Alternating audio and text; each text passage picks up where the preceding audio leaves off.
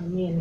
Terima kasih Tuhan untuk terima kasih Roh Kudus untuk membantu kami, untuk mengingatkan kami untuk menaikkan bahan-bahan doa kami. Sekarang kami mau mendengar firman-Mu. Tuhan Yesus, tolong berikan kami hati yang lemah lembut, hati yang mau dibentuk, dan berikan kami kekuatan untuk mau dan bisa melakukan firman-Mu. Karena kami yakin Tuhan, Engkau berkata bahwa kami bisa, kami pasti bisa. Tolong berikan kami ketaatan itu. Dalam nama Tuhan Yesus Kristus kami berdoa. Amin. Silakan Pak Pendeta Yonatan. Ya, suara saya bisa kedengar ya? Mute. Oke. Udah bisa didengar ya? Oke, terima kasih buat kesempatan yang diberikan malam ya kalau di sana, kalau di sini pagi. Saya sangat bersyukur, sangat bersyukur kalau hari ini boleh bergabung dengan saudara-saudara di New York sana. Kenapa? Dari tadi, dari doa saya, hati saya rasanya gimana ya? Perih melihat mendengar apa yang boleh disampaikan oleh Nina tadi ya. Terlebih lagi yang tentang tadi generasi muda yang didoakan Parne. Mungkin di Indonesia belum seperti itu tantangannya, walaupun untuk beberapa kota besar sudah mulai, ya bahkan juga di Indonesia ini juga mulai mulai film-film kartun ya, film-film buat anak-anak yang pesan-pesan LGBT itu begitu luar biasa. Saya rasa tantangan hari ini buat gereja semakin berat ya. Bukan saja kita harus menjangkau seperti misionaris-misionaris yang ke daerah-daerah yang belum terjangkau Injil, tetapi justru yang terberat adalah di sekitar kita. Ya, seperti di Amerika yang boleh saya dengar ini benar-benar saya sedih sekali. Saya sedih sekali dan rasanya hati seperti diiris-iris ya. Begitu luar biasa kejadian di sana. Dan tugas buat saudara-saudara di Amerika ini nggak mudah. Sangat nggak mudah. Ya, saya sangat setuju untuk apa yang boleh dikatakan tadi. Pendidikan pendidikan pembinaan rohani buat anak-anak ya dimulai dari keluarga. Dan Indonesia juga mulai kayak banyak kehilangan keluarga-keluarga Kristen yang tidak mengajarkan kepada anak-anaknya seperti itu. Jadi satu tantangan yang luar biasa buat kita semua untuk hal ini. Terima kasih Pastor Ernest, saya sangat diberkati hari ini. Jadi semakin boleh melihat apa yang harus kami kerjakan di Indonesia juga. Sebelum kami berjadi Indonesia jadi seperti Amerika. Ya, kami nggak mau Kristen di Indonesia seperti itu. Walaupun tantangan kami bukan gampang hari-hari ini. Mungkin saudara-saudara juga udah dengar bagaimana saudara-saudara kita yang seiman. Mereka harus mengalami banyak penderitaan hari ini. Banyak tekanan ya. Sampai yang terakhir ya saudara juga pasti dengar tentang MKC. Walaupun mungkin ada beberapa hal yang kita tidak setujui. Tetapi ya, ketika kebenaran dimunculkan, ya itulah ya terjadi seperti apa yang boleh terjadi di zamannya Daniel, seperti itu. Nah, hari ini juga saya ingin menyampaikan tentang hidup dalam kebenaran Allah. Saya nggak tahu persis ya, saya bukan nggak tahu persis. Maksudnya beberapa bulan ini saya dikasih tema ini begitu dalam sekali. Jadi saya belum lepas tema ini di dalam setiap penyampaian firman Tuhan, sharing firman Tuhan yang saya bawakan. Saudara, kita baca dari Amsal 11 ayat 19 yang berbunyi demikian. Siapa berpegangan pada kebenaran sejati menuju hidup, tetapi siapa mengejar kejahatan menuju kematian. Saya ulang sekali lagi. Siapa berpegang pada kebenaran sejati menuju hidup, tetapi siapa yang mengejar kejahatan menuju kematian.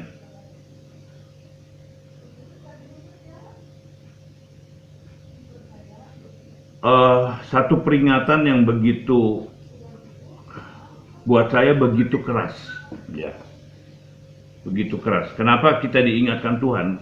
Karena ternyata kejahatan itu bukan hanya satu perbuatan seperti kriminalitas, percabulan dan sebagainya yang seperti kelihatan itu. Justru banyak perbuatan jahat yang secara nggak sadar kita ada di dalamnya, seperti itu. Yesaya 1 ayat 16 mengatakan demikian. Basuhlah, bersihkan dirimu, jauhkanlah perbuatan-perbuatanmu yang jahat dari depan mataku. Berhentilah berbuat jahat. Yesaya memperingatkan kita seperti itu. Saudara, saya mencatat dari 1 Korintus 10 ayat 5 sampai 11. Saya bacakan dulu lah ya, biar supaya bisa lebih ini. 1 Korintus 10 ayat 5 sampai dengan 11. Tetapi sungguh pun demikian Allah tidak berkenan kepada bagian terbesar dari mereka karena mereka ditewaskan di padang gurun. Semuanya ini telah terjadi sebagai contoh bagi kita untuk memperingatkan kita, supaya kita jangan menginginkan hal-hal yang jahat seperti yang telah mereka perbuat. 7. Dan supaya jangan kita menjadi penyembah berhala, sama seperti beberapa orang dari mereka, seperti ada tertulis, maka duduklah bangsa itu makan dan minum, kemudian bangunlah mereka dan bersukaria. 8. Janganlah kita melakukan percabulan seperti dilakukan oleh beberapa orang dari mereka, sehingga pada satu hari telah tewas 23.000 orang. 9. Janganlah kita mencobai Tuhan seperti yang dilakukan oleh beberapa orang dari mereka, sehingga mereka mati di pagut ular. 10. Janganlah bersungut-sungut seperti yang dilakukan beberapa orang dari mereka, sehingga mereka dibinasakan oleh malaikat maut. 11. Semua ini telah menimpa mereka sebagai contoh dan dituliskan untuk menjadi peringatan bagi kita yang hidup pada waktu di mana zaman akhir telah tiba. Yang ke-12, sebagai catatan yang boleh digarisbawahi, sebab itu siapa yang menyangka bahwa ia teguh berdiri, hati-hatilah supaya ia jangan jatuh. Apa yang disampaikan tadi, yang saya bilang membuat hati saya teriris-iris, ini memperingatkan kepada kita semua. Terima kasih Nina, tadi boleh berdoa kalau kita harus sebagai orang tua, ya, sebagai orang tua, kita harus seperti apa juga diingatkan oleh Alkitab, kita harus terus menyampaikannya berulang terus. Ya, seperti itu. Kita bangsa Israel waktu itu memperingatkan melalui Yosua, banyak yang mengingatkan kepada kita harus berulang. Saya sangat setuju dimulai dari keluarga. Ya, saya nggak kebayang kalau di Indonesia aja hari-hari ini di kota-kota besar, terutama banyak orang tua kehilangan perannya di tengah-tengah keluarga. Ya, banyak anak-anak keluarga kehilangan figur ayah, kehilangan figur ibu, ya, banyak kehilangan di tengah keluarga. Terlebih lagi, ditambah lagi dengan keadaan sekarang seperti ini. Orang lebih fokus berjuang kepada hal-hal yang mereka rasakan hari ini, yaitu duniawi. Mereka seringkali terlupa untuk memberikan satu penanaman iman ke dalam tengah-tengah keluarga. Nah, salah satu jadi kerinduan kami, ya, kelompok kita yang ada di Indonesia, Kasih Bapa yang di Indonesia, di Bandung khususnya, adalah pemulihan keluarga. Makanya apa yang menjadi fokus kami, menjadi visi kami, yaitu Lukas 1 ayat 17 ya. Sebentar.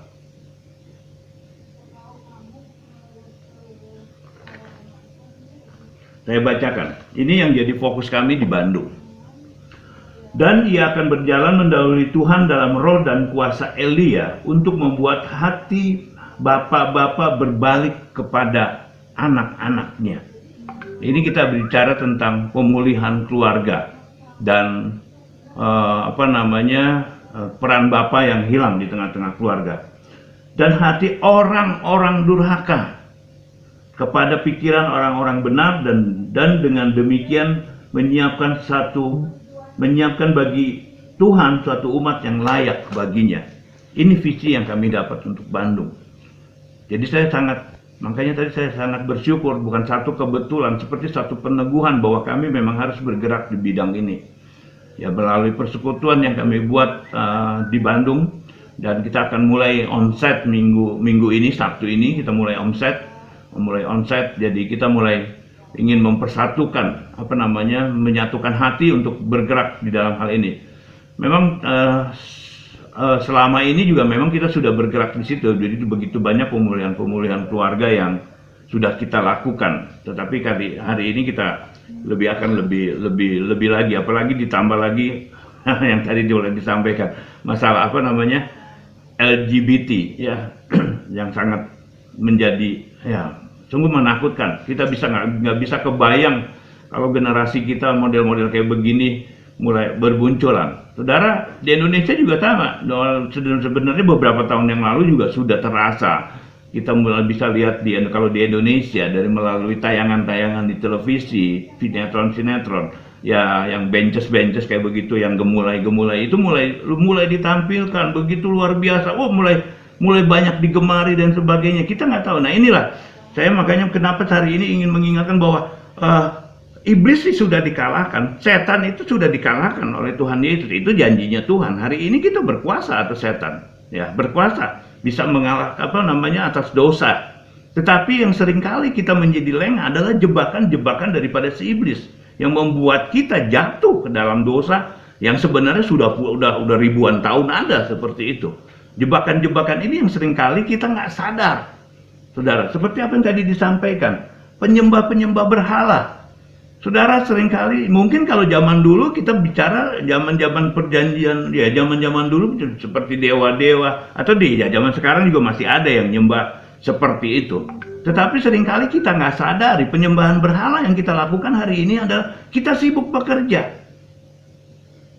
Kita sibuk bekerja, menjadi berhala buat kita. Kalau kita nggak kerja, kita nggak makan, betul. Kalau kita nggak kerja, kita nggak punya duit, betul.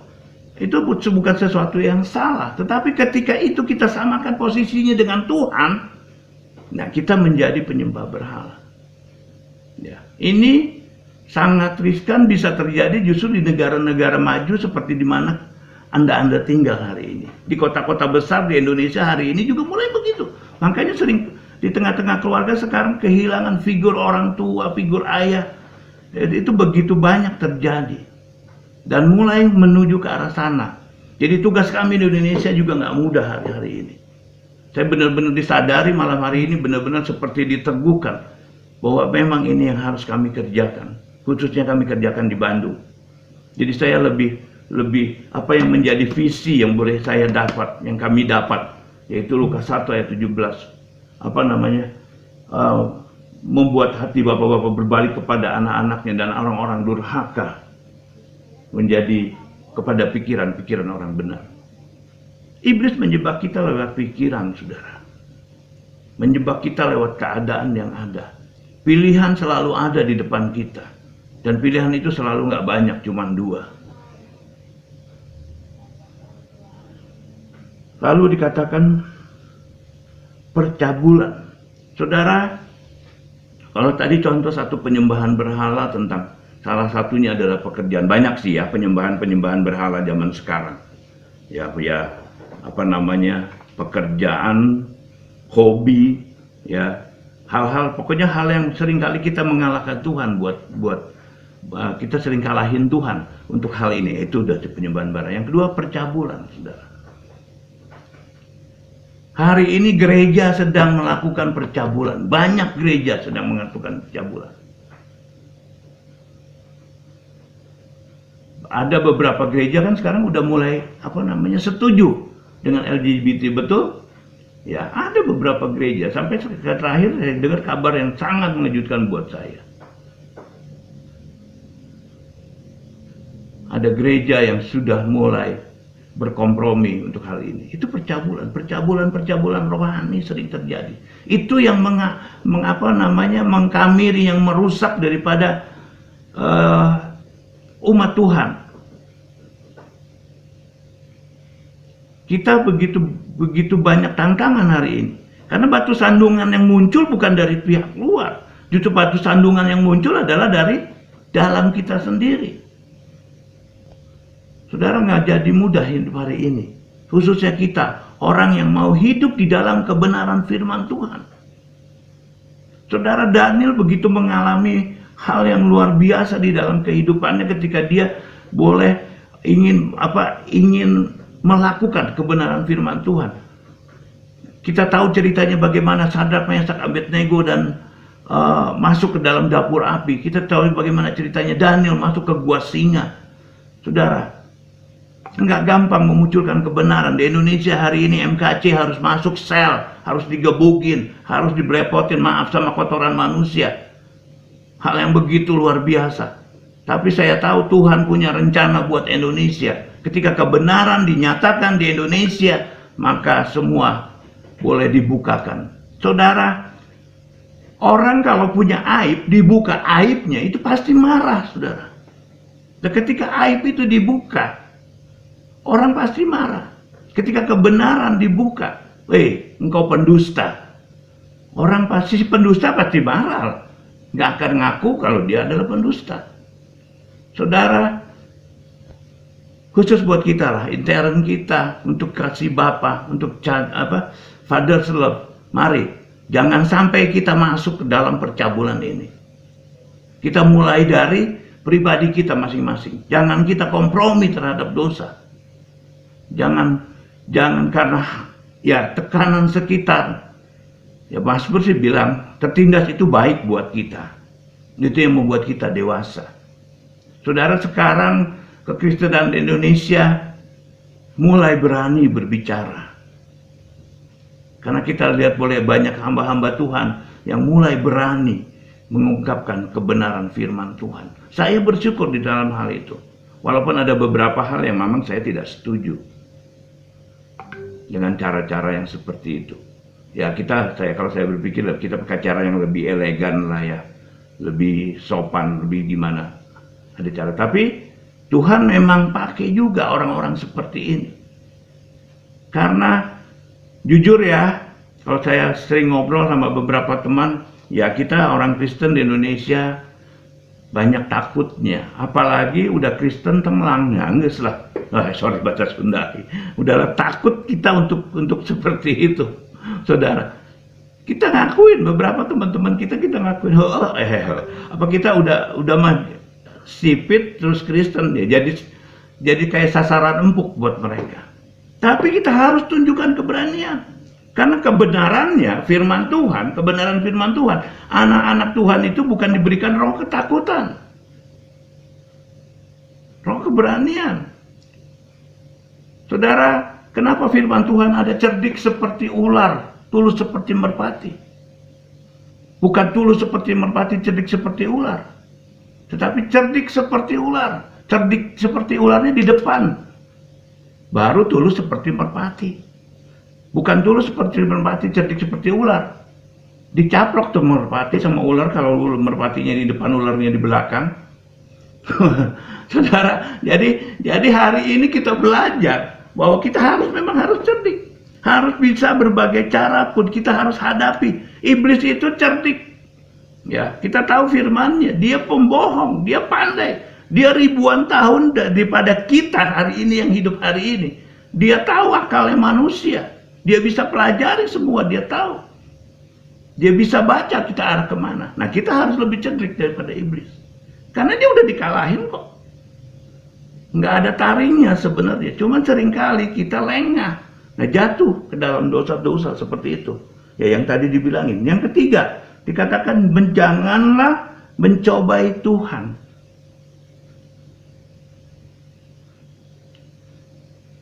Apa yang Tuhan tidak bisa lakukan? Ya, saudara jawab sendiri dalam hati. Apa yang Tuhan tidak bisa lakukan? Semua orang kan bilang Tuhan maha luar biasa, maha bisa. Tidak ada yang tidak bisa dilakukan. Tapi ada satu yang Tuhan tidak bisa lakukan. Yaitu berbuat dosa. Itu nggak bisa dia lakukan. Dan seringkali manusia coba-coba nyobain Tuhan. Ya saya kasih contoh gampang lah. Tuhan, saya doain tetangga saya bangkrut. Tolong Tuhan, ini saingan saya. Tolong Tuhan. Seperti itu. Seringkali kita mencobai Tuhan. Kita berdoa, makanya Yakobus bilang, doamu nggak dijawab karena engkau salah berdoa. Tuhan nggak bisa lakukan satu hal, dosa. Dan kita sebagai umat Tuhan, sebagai anak-anaknya, jangan dong. Udah diingetin. Makanya tadi saya tegaskan bahwa sebab siapa yang menyangka bahwa ia berdiri teguh berdiri, hati-hatilah supaya ia jangan jatuh. Jangan sombong.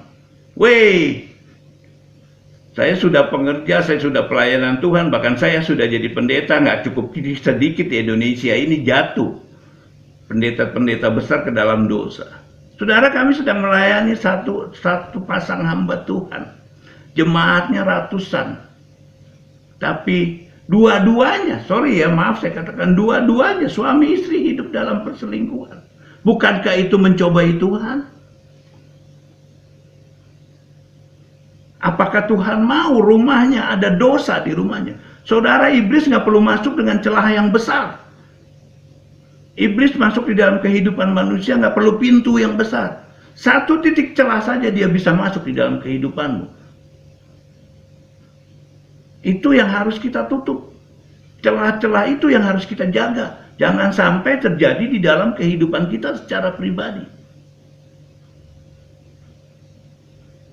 Nggak perlu celah yang besar, cukup celah yang kecil. Jebakan iblis luar biasa. Yang keempat, bersungut-sungut. Nah ini seringkali nggak sadar ya kita lakukan. Seperti bangsa Israel, udah dikasih roti, udah dikasih daging siang sama sore, dipelihara Tuhan, tiang awan, tiang api. Coba bayangin, apa Tuhan nggak kesal ngelihat bangsa seperti itu? Tapi Tuhan kita bukan Tuhan yang gampang kesal. Nggak kayak kita, kalau kita kamu udah saya kasih tiang api, udah dikasih tiang awan, udah dikasih roti, mana tiap pagi, daging, burung yang kecil-kecil itu, kasih makan. Terus masih bersungut-sungut kurang. Dari perjalanan ini berapa banyak itu bangsa Israel bersungut-sungut.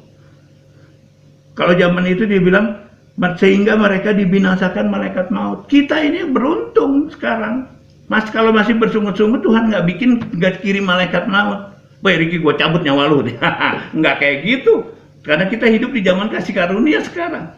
Tuhan kasih kesempatan kita untuk tetap bertobat.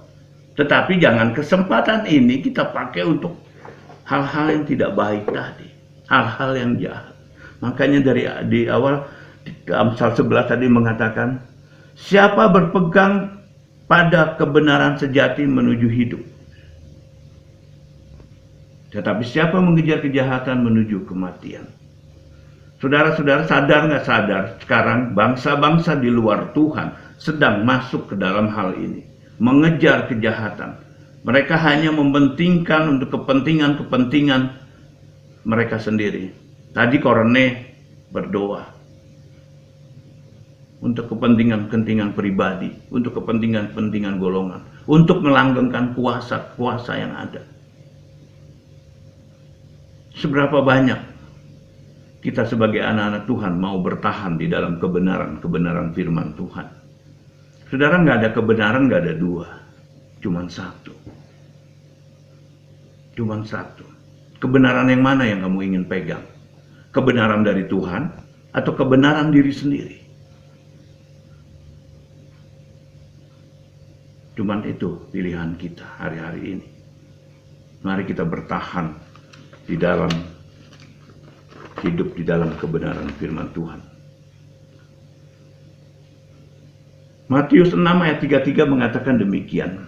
Tetapi, ini ayat favorit, saya rasa semua pasti tahu. Tetapi carilah dahulu kerajaan Allah dan kebenarannya, maka semuanya itu ditambahkan kepadamu. Saudara, seringkali kita fokusnya yang ditambahkannya. Tambahannya mau, kebenarannya nggak mau. Nah itu celaka. Iya kan? Beberapa gereja, beberapa ajaran ada yang ngajarin seperti itu. Ayo kita kejar ini. Engkau akan ditambahkan. Mobilmu nambah, perusahaanmu nambah, engkau tambah kaya, dan lain sebagainya. Tapi lupa melakukan kebenaran firman Tuhan. Enggak sedikit untuk membuktikan imannya, bikin iman palsu. Nambah mobil, oh puji Tuhan, mobil saya nambah lagi. Nggak taunya kredit. Sama juga. Kan itu sesuatu yang lucu. Yang seperti dikatakan semua itu dikejar oleh bangsa-bangsa yang di luar Tuhan. Orang-orang yang di luar Tuhan. Kejar kekayaan, kejar pangkat. Saudara, begitu banyak kejadian ya. Saya nggak tahu kalau di Amerika ya. Kalau di Indonesia ada beberapa teman begitu naik pangkat dikasih pilihan. Dia buang kemuliaan yang kekal, dia ambil kemuliaan yang kemuliaan duniawi. Dia buang Yesus hanya untuk pangkat, hanya untuk jabatan. Saudara, firman Tuhan jelas dikatakan. Itu cuma dicari oleh bangsa-bangsa yang gak kenal Tuhan. Carilah dahulu kerajaan Allah dan kebenarannya. Hari ini kita ada di dalam kerajaan Allah. Kita nggak bisa pungkiri di dalam kehidupan kita hari ini kita ada di dua dimensi seperti itu. Kita ada di kerajaan kehidupan duniawi, juga ada di dalam kehidupan kerajaan Allah. Yang hukumnya sama-sama berlaku di dalam kehidupan kita. Saya mau ambil satu contoh. Kalau kita mencuri, dihukum nggak? Pasti dihukum. Ada pasalnya. Begitu juga firman Tuhan. Jangan kamu mencuri, itu lagi begitu di kitab di Alkitab kita di awal-awal tuh udah diingetin 10 perintah Allah. Daniel ketika dia harus mengalami penderitaan, menghadapi pencobaan karena dia menghargai apa yang lebih tinggi daripada dia. Dia menghargai firman Tuhan, hukum Tuhan. Tetapi banyak anak-anak Tuhan hari-hari ini kalah, jujur, terjebak. Saya nggak mau bilang kalah, karena kita adalah lebih daripada pemenang. Bukan cuma pemenang, lebih daripada pemenang. Banyak anak-anak Tuhan terjebak. Banyak anak-anak Tuhan terjebak. Saya nggak bicara tentang orang yang ada di bawah, di level tengah, di semua level ada jebakannya. Makanya Agur bilang, jangan berikan aku miskin atau kaya. Di tempat kemiskinan pun jebakan iblis banyak. Dan lebih mudah kita lihat. Di tempat tinggi juga jebakan iblis banyak. Seperti tadi yang saya berikan contoh. Lepas kemuliaan Tuhan, buang Yesus, jual Yesus, buat pangkat, buat jabatan. Nggak sedikit di kita. Ya, mungkin di dunia ini ya pasti ada lah ya. Cuman saya kan orangnya di Indonesia, belum pernah ke Amerika, jadi ceritanya yang di Indonesia aja deh. Gitu. Yang saya tahu, yang saya kenal. Jadi kalau saya dituntut besok-besok saya tinggal tarik orangnya, ini orangnya gitu. Saudara, itu yang terjadi di dalam kehidupan kita, di dalam banyak terjadi di kehidupan anak-anak Tuhan hari-hari ini. Mari saudara, hari ini saya ingin sama-sama kita mau bertahan di dalam hidup dalam kebenaran firman Tuhan. Enggak gampang. Tadi Nina, Pastor Rene udah doain. Enggak mudah buat kita. Saya menjadi terbuka hari ini bahwa tantangan kita memang bukan, ternyata di Amerika sana, di New York sana jauh lebih berat daripada kami yang di Bandung. Kami belum terlalu banyak kayak begitu, tapi sudah ada. Sudah mulai. Saudara,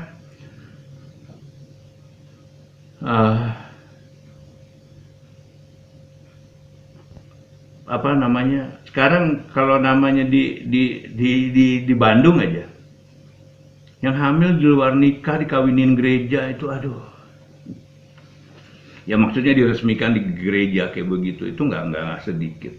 Banyak pastor-pastor yang kecurian seperti itu, kecolongan menikahkan orang-orang seperti itu.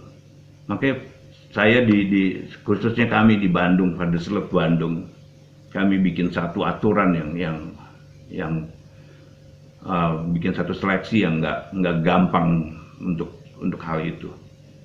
Ya, teman saya satu ada pendoa juga yang jadi tim kita hari ini. Dia bilang, kok jangan kayak begitu ya. Ya, saya nggak mau. Saya juga pilih teman-teman kerja hari-hari ini hati-hati. Karena kan sekerja hati-hati, bukan apa-apa. Kita tahu bahwa sebagai seorang pemimpin ada buntutnya. Kalau pemimpinnya nyebur, ya. Kalau ilustrasi, saudara pernah lihat ilustrasi pemimpin yang buta masuk lubang. Yang masuk lubang kan bukan cuma pemimpinnya doang. Makanya kenapa kalau penyesat hukumnya digantungin batu kilangan dibuang ke laut. Ya karena bukan soal satu pribadi itu saja, buntutnya yang ngikutin ini banyak. Kan terbukti hari-hari ini bagaimana teori kemakmuran yang begitu banyak bawa orang pada kesesatan. Yang seperti tadi saya ilustrasikan, wow iman saya dulu, mobil saya nambah, rumah saya nambah. Padahal kredit semua, buntut-buntutnya akhirnya dicekek sama bank. Itu kan sesuatu penyesatan yang luar biasa, yang nggak berasa. Nah hari ini kita tantangan seperti apa yang didoakan Nina tadi. Generasi muda kita adalah tantangan buat kita membawa mereka kepada jalan kebenaran itu. Kita sudah ada di jalan kebenaran itu. Akulah jalan kebenaran dan hidup. Sampai Pak Emcal tadi mengatakan, ketika kita ada dalam hidup kebenaran, kita menuju hidup. Tapi kalau ada dalam kita menuju mati. Saudara, pilihan ada di tangan Bapak, Ibu, Saudara sekalian. Ada di tangan kita. Mari kita mau pilih yang mana. Dan semua keputusan pasti ada resikonya. Pasti ada resikonya. Tinggal pilih. Kita tentukan kepala. Bapa, terima kasih apa yang telah Kau simpan di dalam hati hamba-Mu, hamba sudah sampaikan. Kiranya segala sesuatu yang tidak berasal daripadamu kami tolak di dalam nama Tuhan Yesus. Tapi biarlah yang boleh menetap di dalam hati kami semua yang berasal daripadamu. Kami boleh menjadi orang-orang yang bertumbuh, yang berbuah, berakar dan berbuah. Dan buah kami adalah buah-buah yang manis dikecap. Buah-buah yang bisa dirasakan oleh orang banyak. Yang menjadi berkat bagi orang banyak. Pakai setiap kami Tuhan.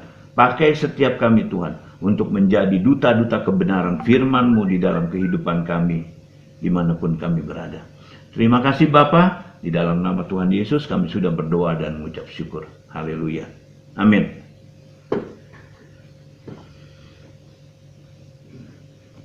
Amin. Thank you. Thank you. Sangat memberkati. Amin, sama-sama Pastor. Kau Srila itu seberasa sih itu pernah khotbah. Terima kasih Pak Rik. Terima kasih Pak John, Tuhan berkati. Atur nuhun. Terima kasih Pak. Ya, terima kasih sama-sama. Dukung doa ya buat Bandung. Ya. Ya. Kita doa buat Bandung ya sekarang ya. Iya. Ya. Bapak yang surga, Tuhan terima kasih. Pendeta Riki sudah membawakan firman-Mu bahwa kami harus berfokus pada kebenaran. Bapak, sangat sulit saat ini untuk berfokus pada kebenaran. Tetapi biarlah kami orang-orang yang berserah kepadamu, Kau curahkan kekuatan khusus Roh Kudus yang memberikan kami kekuatan. Dan kami juga mau berdoa khusus untuk Fathers Love Bandung. Banyak hal yang ditangani di sana dengan kesulitan waktu untuk bertemu, dan kali ini sudah akan mulai onsite. Tuhan, tempat juga keuangan dan penjangkauan dan berbagai masalah yang harus ditangani. Tuhan campur tangan dalam kehidupan Pak Riki dan istri dan ketiga anaknya untuk bersama-sama memikirkan membangun kerajaan-Mu Tuhan. Kesehatan Tuhan berikan, kekuatan Tuhan berikan, sukacita Tuhan berikan, kecukupan Tuhan berikan. Dalam nama Yesus. Terima kasih Yesus. Amin. Amin. Terima kasih Pastor. Ya. Thank you. Thank you. Thank Bye you. semuanya. Makasih. Oke. Bye. Bye. Selamat malam, selamat pagi. Oke.